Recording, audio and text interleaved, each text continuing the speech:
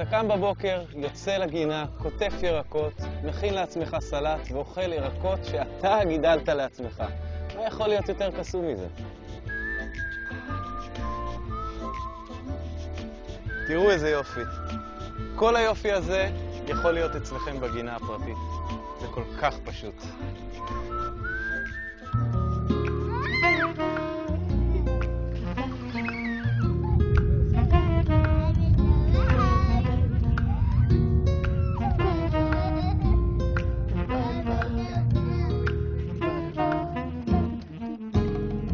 הגענו לפרק האחרון בסדרה.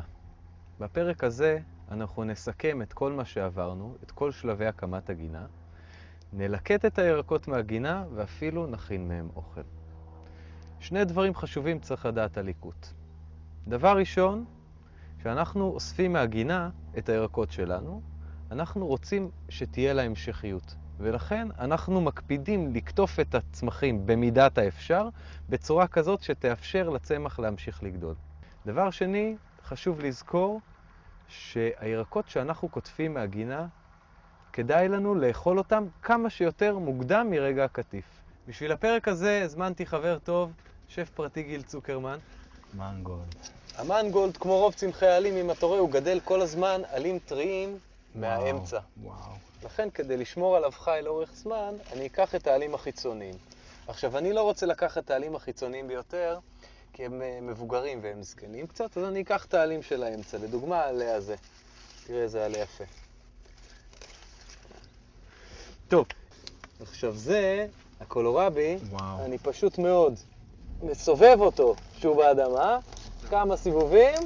למה בעצם צריך לסובב? אוקיי. קולורבי. הוא גידל שורש גדול. השורש לפחות בנפח של העלים. אוקיי. בתוך השורש התחילו לחיות בעלי חיים, התחילו לקרות כל מיני תהליכים טובים שאני רוצה להשאיר אותם באדמה. בגלל זה אני אשתדל לא לעקור צמח עם השורש שלו, אלא תמיד לחתוך אותו בקו האדמה. מה שהיה באדמה נשאר באדמה. אוקיי, עכשיו כמובן אני אנקה אותו, ושים לב שאת העלים אני משאיר בערוגה כחיפוי שימנע לי אחרי זה עשבים. וואו. אם אני לא רוצה להשאיר אותם בערוגה, אני לוקח אותם לקומפוסט. כמובן. בסופו של דבר הם יחזרו לגינה. אנחנו הולכים לעשות סלט, לא? ברור. בואו נכתוב כמה עלים לסלט, משהו טוב. איך אני כותב את החסה? כמו שכתבתי את המנגולד. הצמח עצמו כל הזמן גדל מהמרכז. ממשיך להוציא עלים. אני אוריד לו את העלים החיצוניים. שוב פעם, לא את הזקנים ביותר, שהם גם נראים לא רע פה, כן? אלא עלים בינוניים. וכמובן, קצת עלי חרדלים, סלט. פה גם השתילה וגם הקטיף הם הרבה יותר צפופים, לא צריך כל כך להקפיד. אני פשוט בוחר לי עלים יפים ותולש אותם. כרוב סיני, טייסאי, אוקיי? מיזונה. הצמח הזה נקרא אוסקה, חרדל יפני בטעם של ווסאבי. מרים לך את הסלט, חבל על הזמן. הגענו למתחם הירוק של הגינה. אוקיי, יש לנו שמיר, כוסברה ופטרוזיליה, וגם בצל ירוק בהמשך, עוד שנייה ניגע בו. אוקיי. הצמחים האלה הם עשבים שגדלים בצפיפות. אם נסתכל פה לתוך הצמח, ממש לשורשים, אנחנו נוכל לראות שהם שתולים מאוד צפוף. בעצם המטרה שלי בשתילה כזאת היא ליצור פה ענן של הצמח. כדי שיהיה לי סדר פה בעניינים, אני תולש חופן אחד, אוקיי? אני תולש חופן שני. מעולה. אני חושב שזה יספיק לנו. אני תולש חופן שלישי. מעולה. יפה, שמיר. פטרוזיליה, כוסברה, אותו דבר. כותף מכמה צמחים, פשוט מוריד אותם כמעט לגמרי, ועד שאני אשוב אליהם, הם כבר יגדלו מחדש. אחי, נראה לי יש לנו פה מספיק לסלט שלנו? כן, שמע, בטטות יש לנו?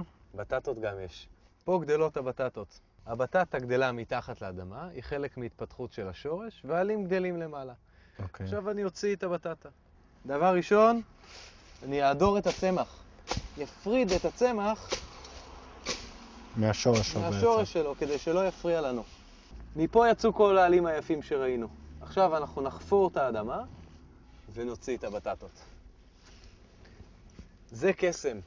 מחכים 4 חודשים, רואים רק עלים, ואז תוקעים קלשון באדמה,